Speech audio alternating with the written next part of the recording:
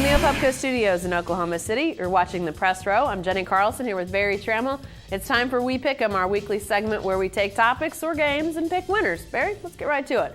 It's all NBA this week. Let's start with the backcourt matchup in this Western Conference Finals. You going Thunder or Spurs? Who has the advantage? I'm going to go Spurs on this one. They're very similar backcourts. Tony Parker, Russell Westbrook, a virtual wash. Manu Ginobili, James Harden, a virtual wash.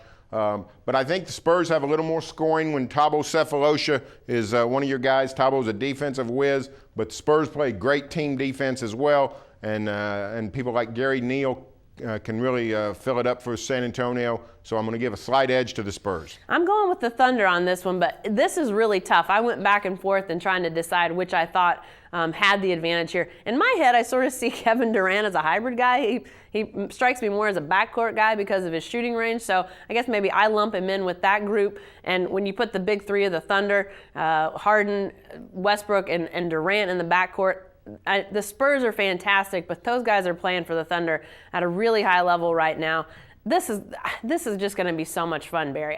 Like I said, I'm picking the Thunder, but I really like these matchups. I think it's going to be a lot of fun. Hey, what about the front court in this series? Who has the advantage, Thunder or Spurs? Well, I think Thunder has the advantage because I think the Thunder's got the two big guys inside that play great defense with Perk and Serge Ibaka. And then Durant has probably the biggest individual edge. Kawhi is a super rookie for the Spurs, but when you talk about Durant, just one of the elite players of the NBA, and Tim Duncan's still there. Old man Winter is still going strong, but the Spurs sort of piece it together otherwise with Matt Bonner and Diego Splitter, and I think the Thunder has a solid edge in the front court. Yeah, and I think the way that the Thunder's front court is playing right now sort of adds to that edge. I'm going Thunder on this matchup as well.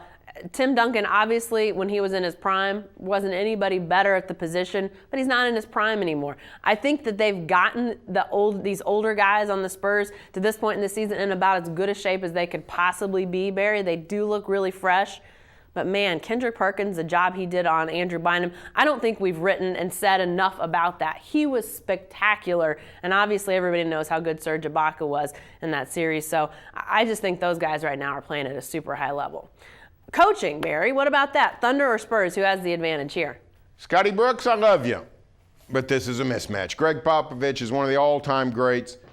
He's got a culture going in San Antonio, his gamesmanship, his in-game adjustments, everything. The Spurs play Gregg Popovich's way. He's a wonderful coach.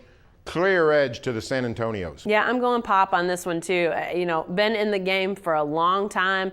I think Scott Brooks could be with the Thunder for a long time, sort of like Gregg Popvich is. It just seems to fit here, just like Pop fits with the Spurs. But, I think that they do have an advantage. But this is going to be a fun chess match. How does Scott Brooks adjust? How does Pop adjust? Pop obviously has more experience, but much like the backcourt matchup, I like this matchup too to see how much fun it's going to be.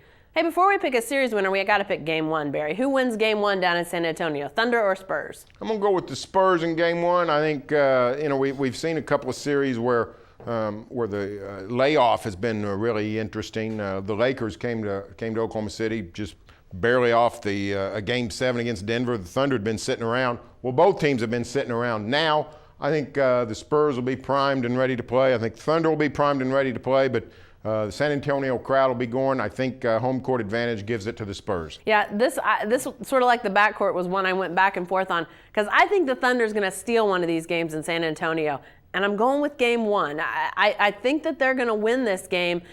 Maybe it's because Pop's going to adjust. Maybe that's why I think the Spurs are going to win Game 2 for sure. But I think the Thunder wins. Their momentum's really good right now. Obviously, the Spurs is as well. But I think these guys want to make a statement.